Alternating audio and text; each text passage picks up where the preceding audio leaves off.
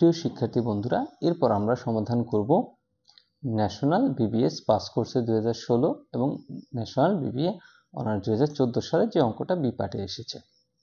তো প্রথমে আমরা পড়ি Navana limited had the following activities in 2021 সালে নাভানা লিমিটেডের কিছু তথ্য দেওয়া আছে এবং রেকর্ড আমাকে করতে বলছে prepare a statement showing cash provided used by financing activities থেকে আমাদের যে লেনদেনগুলা ঘটেছে সেটা দেখাইতে হবে।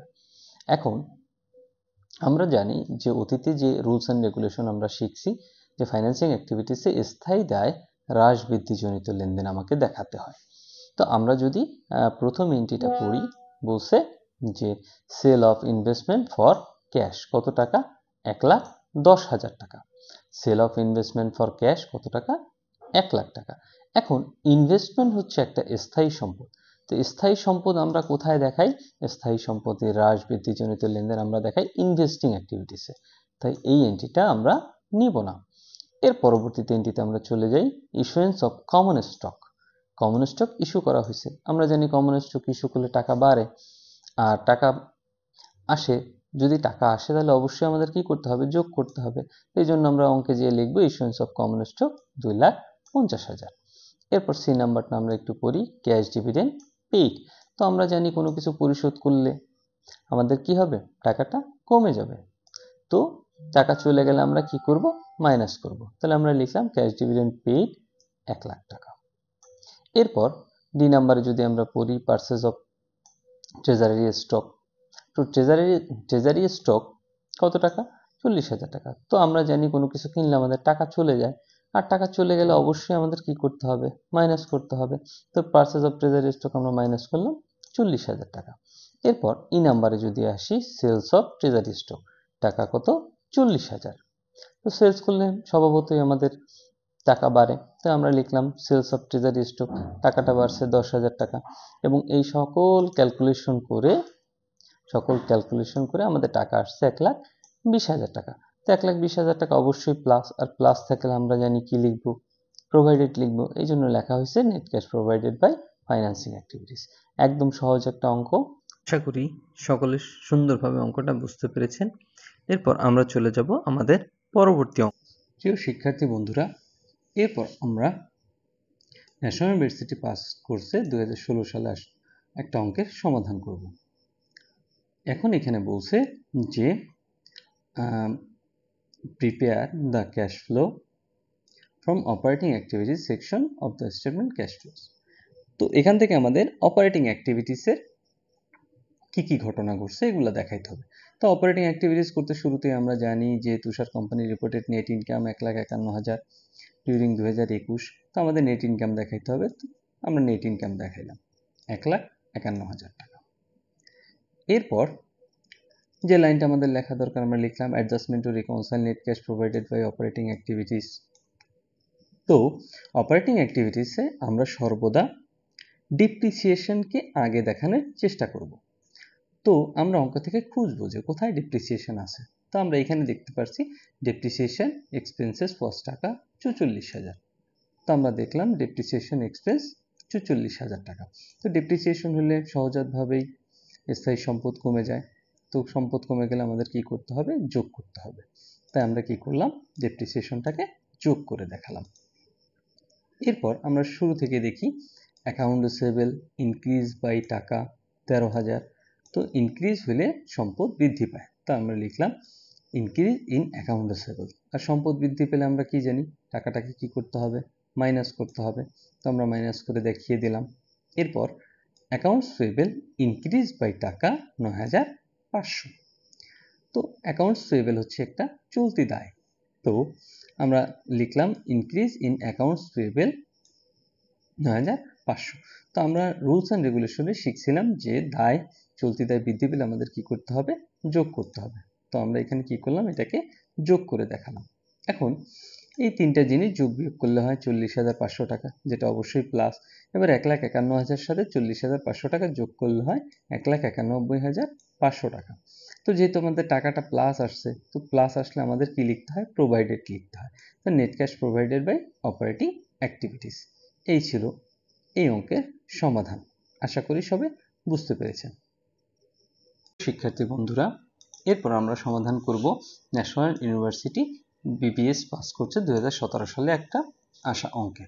বলছে the partial information of paradise corporation relating cash flow for 2021 is given below.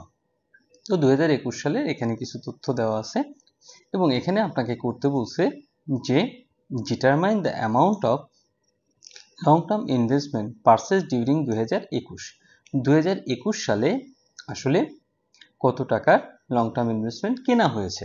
তো purchase of long term investment আমরা দেখতে পাচ্ছি যেখানে প্রশ্নবোধক আকারে দেওয়া আছে, তার মানে এটা দেওয়া নেই, এটা আমাদের বের করতে হবে। আচ্ছা, এবং অঙ্কের অন্য জায়গায় তথ্য দেওয়া আছে net cash provided by investing activities during 2021 টাকা 30,000। তো ইনভেস্টিং অ্যাক্টিভিটিসে সব কিছু করার পরে যে টাকাটা আসে সেটাই এখানে দেওয়া আছে, তার মানে এটা সলিউশনটাই দেওয়া আছে, আমাদের এখান থেকে একটা প্রশ্ন বের করতে হবে।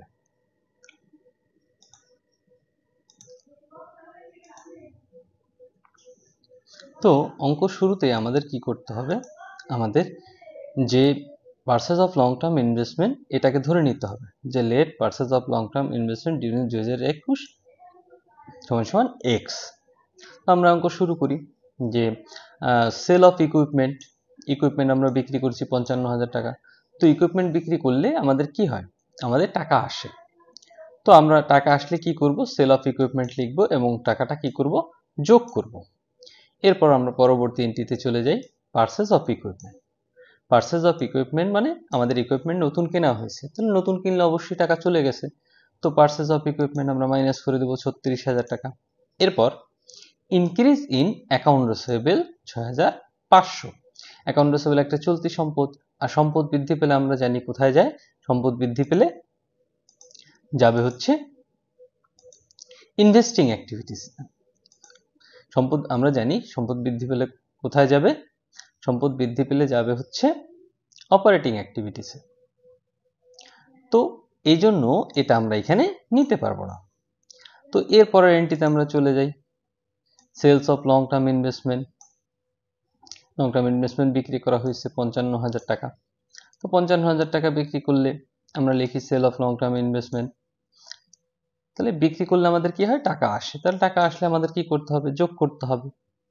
এখন আমাদের এরপর আছে purchase of long term investment. Purchase of long term investment যেটা আমাদের টাকাটা দেওয়া নেই, যেটা প্রশ্নবোধক আকারে দেওয়া আছে। তো এটা দুইভাবে সমাধান করা যায়। প্রথমত আমাদের যে